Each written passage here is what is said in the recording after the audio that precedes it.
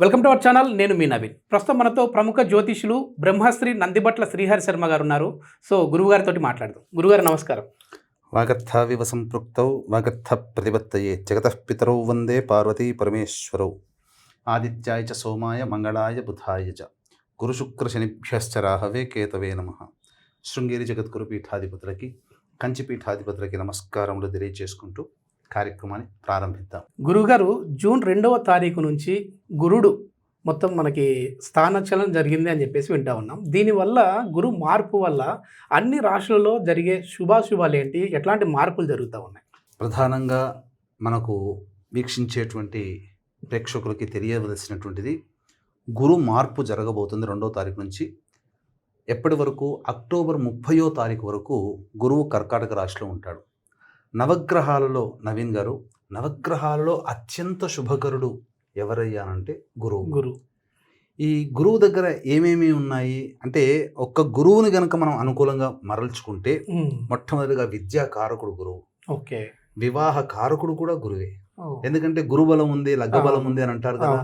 పెళ్లి జరిగేది గురుబలం ఉన్నప్పుడే.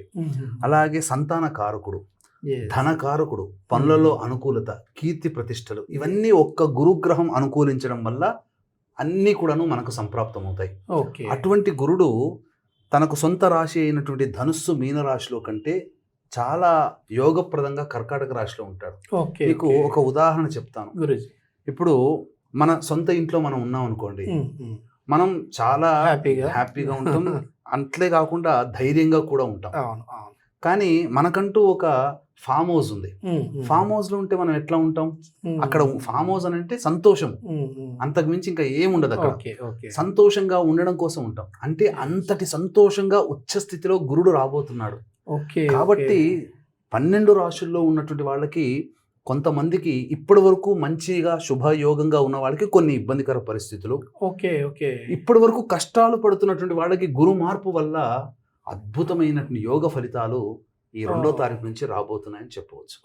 ఓకే గురుగారు, మామూలుగా మనం ఇప్పుడు ఈ 12 రాశుల గురించి మాట్లాడదాము. ఈ 12 రాశుల వాళ్ళకి ఎలా ఉండబోతాం? 12 రాశుల్లో ప్రధానంగా మనం చర్చించుకోదగినటువంటిది ఏ రాశుల వారికి బాగుంటుంది. మొట్టమొదటిది 12 రాశుల్లో ఈ మిథున రాశి వారికి గురుడు యోగప్రదుడుగా ఉన్నాడు. కన్యా రాశి వారికి యోగప్రదుడుగా ఉన్నాడు. వృశ్చిక రాశి వారికి యోగప్రదుడుగా ఉన్నాడు. మకర రాశి వారికి మరియు మీన రాశి వారికి సంపూర్ణముగా ఈ 5 రాశులు అనగా మిథున, కన్యా, వృశ్చిక, మకర, మీన రాశుల్లో జన్మించినటువంటి వారికి వీక్షించేటువంటి ప్రేక్షకులు గమనించాలి. ఈ 5 రాశుల్లో వాళ్ళకి అత్యంత యోగప్రదుడుగా ఉండబోతున్నాడు. మిగిలినటువంటి మేష, వృషభ, కర్కాటక, సింహ, తుల, ధనుస్సు, కుంభ రాశుల్లో జన్మించినటువంటి వారికి కొన్ని గురుగ్రహ మార్పు వల్ల కొంత ఇబ్బందికర పరిస్థితులు అనేటువంటి ఎదుర్కోక తప్పదని గమనించాలి. అయితే ప్రేక్షకులు ఈ చెప్పినటువంటి రాశుల్లో, బాగా ఉన్నటువంటి రాశుల్లో మనము సంతోషపడడం సహజమే. కానీ బాగా లేనటువంటి రాశుల్లో ఉన్నటువంటి వాళ్ళు మాత్రం నిరభ్యంతరంగా అక్కడ ఏమీ బాధపడాల్సిన అవసరం లేదు. గురువు యొక్క అనుగ్రహాన్ని నిరంతరం పొందగలిగితే చాలు అని చెప్పవచ్చు. కాబట్టి గురువు అంటేనే దైవగ్రహం. కాబట్టి దేవతా అనుగ్రహాన్ని ఈ యొక్క మేష, వృషభ, కర్కాటక, సింహ, తుల, ధనుస్సు, కుంభరాశుల్లో జన్మించినటువంటి వారు కనుక నిరంతరం పొందగలిగితే ఆ గురువు వల్ల వచ్చే అశుభ ఫలితాలు కూడా తొలగిపోయి సంపూర్ణంగా 12 రాశుల వారు కూడాను ఆనందకరమైనటువంటి జీవితాన్ని యొక్క గురుగ్రహ మార్పు వల్ల పొందుతారు అని చెప్పడంలో ఏమాత్రం సందేహం లేదని చెప్పవచ్చు.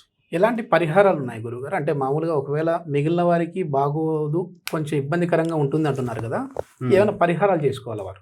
పరిహారాలు ఇంతకుముందు చెప్పుకున్నట్టుగా బాగోలేనటువంటి రాశులైనటువంటి మేషరాశి వారికి, వృషభ రాశి వారికి, కర్కాటక, సింహ, తుల, ధనుస్సు, కుంభ రాశుల్లో జన్మించినటువంటి వారికి గురువు అనుకూలంగా ఉండడు. కాబట్టి దైవానుగ్రహాన్ని పొందే ప్రయత్నం చేయాలంటే నిరంతరం తమ ఇష్టదైవమైన కానీ, కులదైవత ఆరాధన కానీ ప్రతినిత్యము ఈ 5 నెలల పాటు కనుక చేసుకుంటూ ఉన్నట్లయితే గురువు వల్ల వచ్చేటువంటి అశుభ ఫలితాలు చాలా మటుకు శాంతించి మిగతా గ్రహాల యొక్క అనుగ్రహం వలన సంపూర్ణమైనటువంటి యోగాన్ని పొందడానికి అవకాశం ఉంటుంది. అలాగే ఈ చెప్పినటువంటి మిథున, కన్య, వృశ్చిక, మకర, మీన రాశుల్లో జన్మించినటువంటి వారికి గురువు అనుకూలంగా ఉండబోతున్నాడు.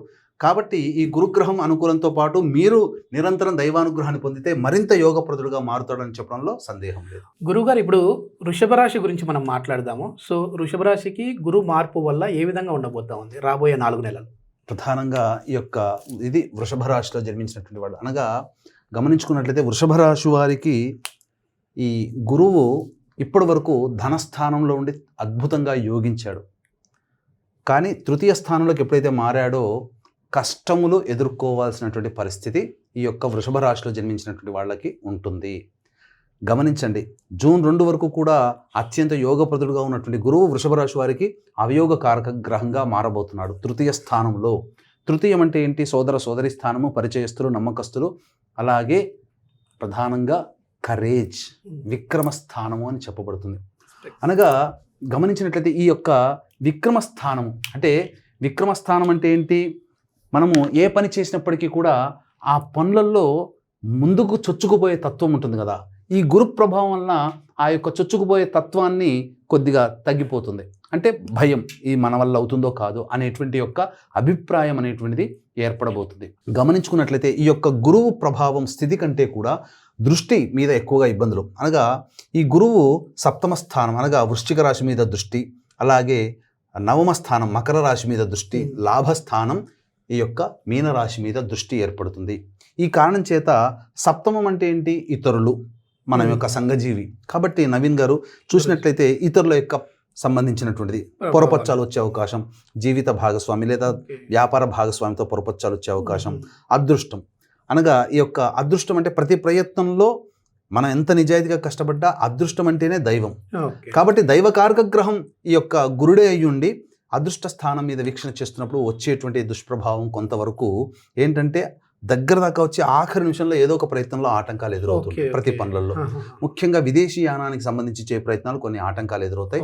ఉన్నత విద్య కోసం చేసే ప్రయత్నాలు ఇబ్బందికరంగా ఉంటాయి. అలాగే ప్రధానంగా లాభస్థానము, లాభం అంటే డబ్బనే కాదండి, ఏ ప్రయత్నం చేసినా ఆ ప్రయత్నంలో అంతిమ ఫలితం, శుభ ఫలితం లాభం అవుతుంది. కాబట్టి ఆ అంతిమ ఫలితాన్ని ఇచ్చేటువంటి గ్రహము గురువు అనుకూలంగా లేకపోవడం వల్ల ఇబ్బందికర పరిస్థితులు అనేటువంటివి ఈ యొక్క వృషభ రాశిలో జన్మించినటువంటి వారికి ఏర్పడబోతుంది. కాబట్టి ఇక్కడ ప్రధానంగా సప్తమ స్థానం అన్నప్పుడు వివాహ ప్రయత్నాలు చేస్తుంటుంటారు. ఈ వివాహ ప్రయత్నాల్లో కొంత ఆటంకాలు ఎదురయ్యే అవకాశం ఉంటుంది. ఏ తర్వాత ఈ యొక్క జూన్ 2వ తారీఖు నుంచి 30వ తారీఖు అక్టోబర్ వరకు కూడా గురు సంచారము కర్కాటక రాశిలో ఏర్పడుతున్నటువంటి కారణం చేత కొంత వృషభ రాశి వారు ఇప్పటి వరకు కూడా అనుకూలంగా ఉన్నటువంటి సమయం అనుకూలంగా ఉండకపోవచ్చు. కాబట్టి దైవానుగ్రహాన్ని పొందే ప్రయత్నం చేస్తూ ఉన్నట్లయితే తప్పకుండా ఇంతకుముందు జూన్ 2 వరకు ఏ విధంగానైతే అనుకూలంగా ఉండి అన్ని విషయాల్లో విజయకేతనం ఎగరవేశారు ఈ వృషభ రాశి వారు, గురువు మారిన తర్వాత కూడా వచ్చే అశుభ ఫలితాన్ని నుంచి బయటపడి దైవానుగ్రహాన్ని నిరంతరం పొందడం ద్వారా ఆ యొక్క యోగాన్ని కూడా మళ్ళీ తిరిగి పొందుతారని చెప్పడంలో సందేహం లేదు. ఓకే, ఏదైనా బిజినెస్లు ప్రత్యేకించి చేసేవారు ఉంటారు కదా గురుజీ, వాళ్ళు వచ్చేసేసి మేము ఇన్ని రోజుల వరకు చేసుకుంటూ వచ్చాము, మరి ఇప్పుడు బిజినెస్లు డల్ అయినా లేదు అని అంటే ఏదైనా వ్యాపారం మొదలు పెట్టాలి అని అన్నా మరి ఈ 4 నెలల తర్వాత పెట్టాలా లేదంటే ఇప్పుడే పెట్టచ్చు అంటారు? అంటే ముఖ్యంగా ఇది మనకు గోచారరీత్యా మనం చెప్పుకునేటువంటిది. ఇది దీంతో పాటుగా వ్యక్తిగత జాతకాన్ని కూడా పరిశీలన చేసుకోవాలి. చేసుకొని అప్పుడు ఏదైనా కానీ మొదలు పెట్టడం అనేటువంటిది చేసుకోవచ్చు. అంతేకాకుండా గురువు అంటేనే సంబంధించినటువంటి గ్రహము ఎఫ్ఎంసీజీ, బోర్డింగ్ అండ్ లాడ్జింగ్, ఆతిథ్య రంగము, అలాగే రెస్టారెంట్స్, హోటల్స్, జ్యువెలరీ బిజినెస్, అలాగే తోపుడు బండ్లు వ్యాపారస్తులు, అలాగే పికిల్స్ నడుపుకునేటువంటి వాళ్ళు, తీర్థయాత్రలు చేసేటువంటి వాళ్ళు, వీళ్ళందరూ కూడా ఈ యొక్క గురుగ్రహ ప్రభావంలో ఉండేటువంటి వ్యాపారస్తులు. కాబట్టి ఈ యొక్క వృషభ రాశిలో ఎవరైతే ఈ యొక్క వ్యాపారస్తులు ఉంటారో వాళ్ళ యొక్క వ్యాపారం కాస్త మందగించడం అనేటువంటిది జరుగుతుంది. దీనికి తగ్గట్టుగా చూసినట్లయితే బంగారం కూడా ధర పెరిగింది కదా ఈ మధ్య. మళ్ళీ గురువు ఎప్పుడైతే కర్కాటక రాశిలో వస్తాడో ఇంకా చాలా మటుకు గురువు యొక్క ప్రభావం వలన ధరలు పెరిగే అవకాశం కూడా ఉంటుంది. ఓకే గురుగారు, ఇప్పుడు మనకు వచ్చేసేసి ఏదైనా మాకు ఈ విధంగా ఉంది కాబట్టి పరిహారాలు ఏమైనా చేసుకోవాలి, అది కూడా ప్రత్యేకించి సంకల్ప మందిర్ నుంచి మేము చేసుకోవాలంటే ఏంటి? ఇక్కడ గమనించాల్సినటువంటి అంటే ప్రధానంగా గురువు వృషభ రాశి వారికి అవయోగకరంగా కష్టములను కలగచేస్తున్నాడు. కష్టములు అనంటే ఇక్కడ భయపడాల్సింది లేదండి. ప్రతి పని యందు కూడాను ఒక వ్యక్తికి అరగంటలో అయిపోయే పనికి మనకు గంటన్నర పట్టవచ్చు. ఏదైనా కానీ ప్రతిదీ కూడా కష్టముగా అనిపించవచ్చు, సులువుగా ఏది కార్యక్రమం కాదు. ఇటువంటి దాన్ని కూడా మనం అనుకూలంగా మార్చుకోవాలంటే గురువు దైవకారక గ్రహం కాబట్టి నిరంతరం దైవానుగ్రహాన్ని పొందే ప్రయత్నం, అనగా ఇష్టదైవము కులదైవాన్ని నిరంతరం దర్శించుకునే ప్రయత్నం చేయడం, అది ఒక పద్ధతి. ఇక గురువు అంటేనే పెద్దలు, కుటుంబ పెద్దలు, వయసులో పెద్ద, జ్ఞానంలో పెద్ద, హోదాలో పెద్ద, మత పెద్దలు, ఇలాంటి బ్రాహ్మణులు, వీళ్ళ యొక్క ఆశీర్వచనం అనగా తల్లిదండ్రుల ఆశీర్వచనం తరచూ తీసుకోవడం.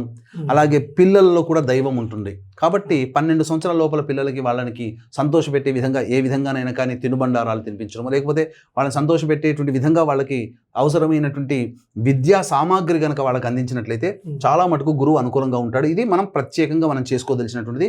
నిరంతరం దైవానుగ్రహాన్ని పొందే ప్రయత్నం చేయాలి. అలాగే గమనించుకున్నట్లయితే గురువు యొక్క చరిత్ర గురు చరిత్ర గురువారం నాడు ప్రారంభించి బుధవారానికి సమాప్తం చేయడం. ఇది ఒక పారాయణం అవుతుంది 7 రోజుల్లో. అలా 16 పారాయణాలు ఈ 5 నెలల పాటు కంప్లీట్ అయ్యేటట్టుగా చూసుకోండి. ముఖ్యంగా గమనించాల్సింది గురువారము ఆదివారము దాంపత్య జీవనము, మాంసాహారము, మద్యపానము, ధూమపానం లాంటి వ్యసనాలకి దూరంగా ఆ 2 రోజుల పాటు ఉండాలి. ఈ విధంగా చేసుకోవాలి. ఒకవేళ గనక ఇంకా మీరు చేసుకున్న ఇంకా దైవానుగ్రహాన్ని పొందాలి అనుకుంటే మన పీఠం ఆధ్వర్యంలో జూన్ 13వ తారీఖు రోజున గురు కృపా కటాక్ష సిద్ధి హోమము, అలాగే శని దోషంతో బాధపడుతున్నటువంటి వాళ్ళకి మేష మిథున కర్కాటక సింహ కన్య వృశ్చిక ధనసు కుంభ మీన రాశిలో జన్మించిన వారికి శని దోషము, అలాగే గురు ప్రభావంలో మేష వృషభ కర్కాటక సింహ తుల ధనుస్సు కుంభ రాశిలో జన్మించిన వారికి గురుదోష ప్రభావం ఉన్నటువంటి కారణం చేత మొత్తంగా 12 రాశిలో జన్మించినటువంటి వారికి ఈ యొక్క 13వ తారీఖు రోజున శని త్రయోదశి సందర్భంగా ఉదయం పూట హోమాది కార్యక్రమాలు జరిపించడం జరుగుతుంది. ఈ కార్యక్రమంలో పాల్గొన్నటువంటి వాళ్ళకి శక్తిపాతం చేసినటువంటి కరుంగలి మాల ఇవ్వడం జరుగుతుంది. కాబట్టి 12వ తారీఖు రాత్రి 9 గంటల లోపల ఈ కార్యక్రమంలో మీరు గోతనామాదులు నమోదు చేసుకోవచ్చు. ఈ వృషభ రాశి వారికి ఏమైనా కలిసి వచ్చే రంగు కానీ రోజు కానీ ఏమైనా ఉందా గురూజీ? ప్రధానంగా ఈ యొక్క వృషభ రాశి వారికి ప్రధానంగా కలిసి వచ్చేటువంటి రంగు వస్త్రంలో ఏదైనా పని మీద వెళ్తున్నప్పుడు నీలపు రంగు క్లాత్ అనేటువంటిది మీరు జేబులో పెట్టుకునే ప్రయత్నం చేయండి. అలాగే ప్రధానముగా వస్తువులు సంబంధించి చూసుకున్నట్లయితే నీలపు రంగు రత్నాన్ని ధరించడం ద్వారా అన్ని విధాలుగా శోభాయమానంగా ఉంటుందని చెప్పవచ్చు. ఓకే, ఎవరైనా సరే ఈ 12 రాశులకు సంబంధించిన వారు వారికి తోచిన పరిహారం ఇంట్లోనే మీరు చేసుకోవచ్చు. లేదు మేము సంకల్ప మందిర్ నుంచి చేసుకోవాలి అని అనుకుంటే కింద స్క్రోల్ అయ్యే నెంబర్కి కాంటాక్ట్ అయ్యి మీ పేరునైతే రిజిస్టర్ చేసుకోవచ్చు. ధన్యవాదాలు గురూజీ. సర్వం శ్రీ ఉమామహేశ్వర పరబ్రహ్మార్పణమస్తు.